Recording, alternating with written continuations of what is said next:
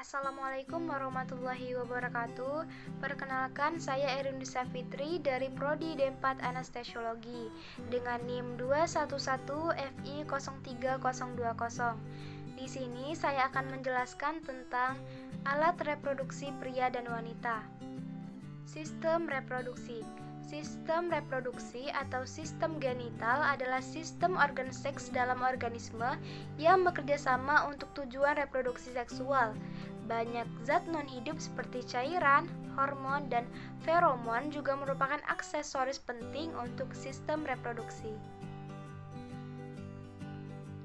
Sistem reproduksi ini dibagi menjadi dua, yaitu sistem reproduksi pria dan sistem reproduksi wanita. Yang pertama kita akan bahas itu adalah sistem reproduksi pria.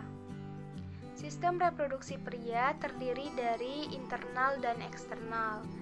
Internal meliputi testis, epididymis, vas deferens, uretra, kelenjar vesikula seminalis, kelenjar prostat, dan kelenjar Cooper. Sedangkan eksternal meliputi penis, skrotum, dan testis. Yang pertama kita akan bahas itu adalah internal. Yang pertama itu bagian dalam ada testis. Testis atau buah zakar adalah kelenjar kelamin jantan pada pria. Testis berjumlah sepasang dan dibungkus oleh skrotum atau kantung kulit di bawah perut. Testis dihubungkan dengan tubulus spermaticus dan terletak di dalam skrotum. Selama masa pubertas, testis berkembang untuk memulai spermatogenesis. Ukuran testis bergantung pada produksi sperma atau banyaknya spermatogenesis, cairan interstisial, dan produksi cairan dari sel Sertoli. Yang selanjutnya ada epididymis. Epididymis adalah saluran berkelok-kelok di dalam skrotum yang keluar dari testis. Epididymis berjumlah sepasang di sebelah kiri dan kanan. Epididymis berfungsi sebagai tempat penyimpanan sementara sperma sampai sperma menjadi matang dan bergerak menuju vas deferens.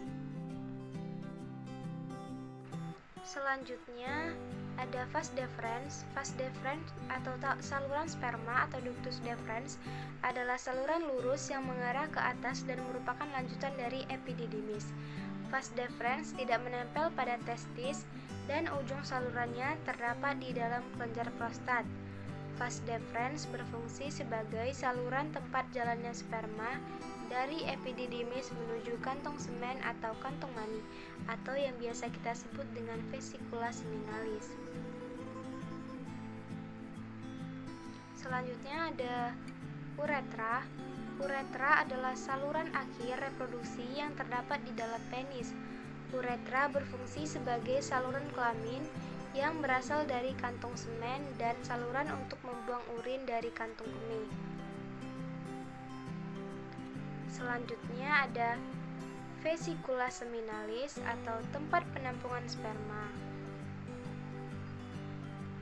Vesikula seminalis atau kantong semen atau kantong mani merupakan kelenjar berlekuk-lekuk yang terletak di belakang kantung kemih. Dinding vesikula seminalis menghasilkan zat makanan yang merupakan sumber makanan bagi sperma. Vesikula seminalis menyumbangkan sekitar 60% total volume semen. Selanjutnya ada kelenjar prostat. Kelenjar prostat melingkari bagian atas uretra dan terletak di bagian bawah kantung kemih.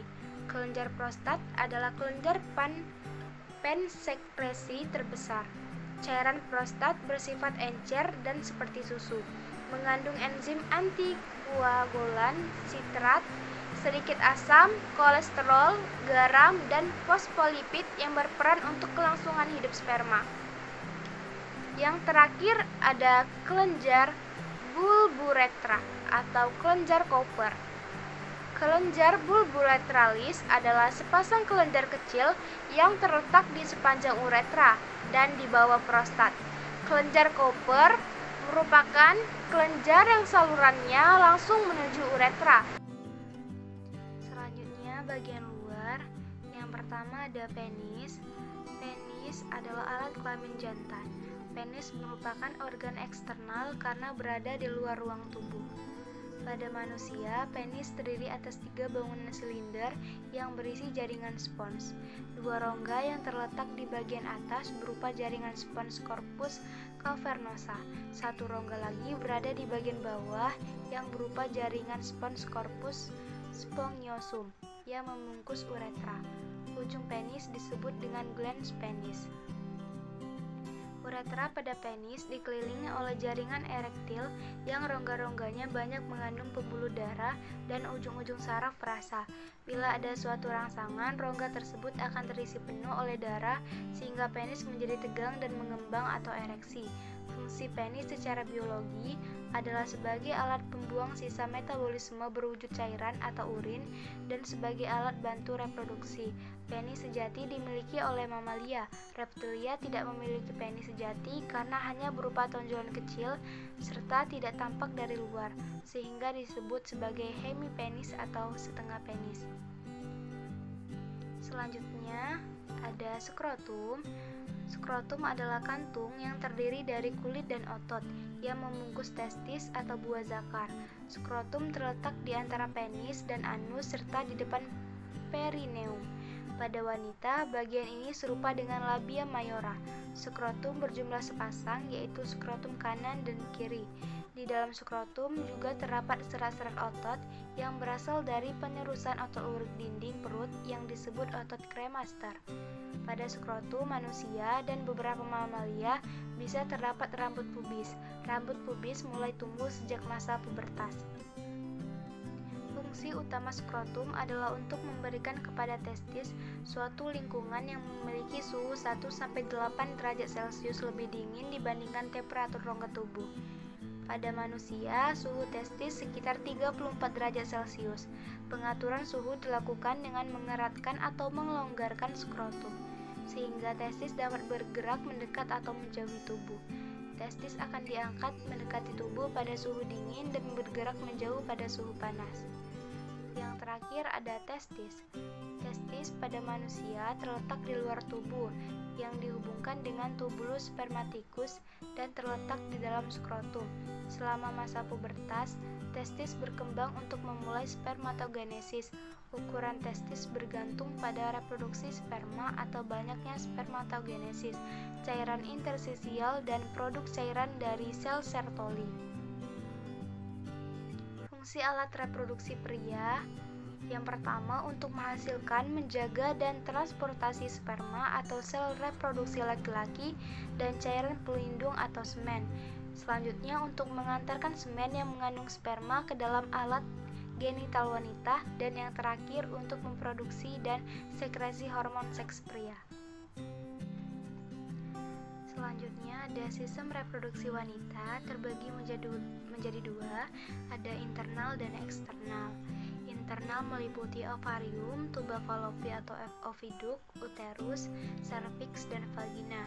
Sedangkan eksternal ada mons pubis, ada labia minora, ada klitoris, ada orifisium vagina, dan ada orifisium uretra. Bagian dalam yang pertama adalah uterus.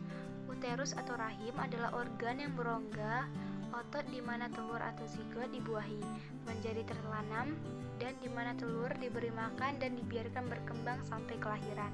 Yang kedua ada tuba fallopi. Tuba fallopi memanjang dari uterus ke ovarium. Tabung ini membawa telur dan sperma dan adalah tempat fertilisasi telur atau ovum terjadi. Yang ketiga ada ovarium. Organ endokrin berbentuk oval terletak di dalam rongga peritoneum, sepasang kiri dan kanan, terdiri dari korteks dan medula.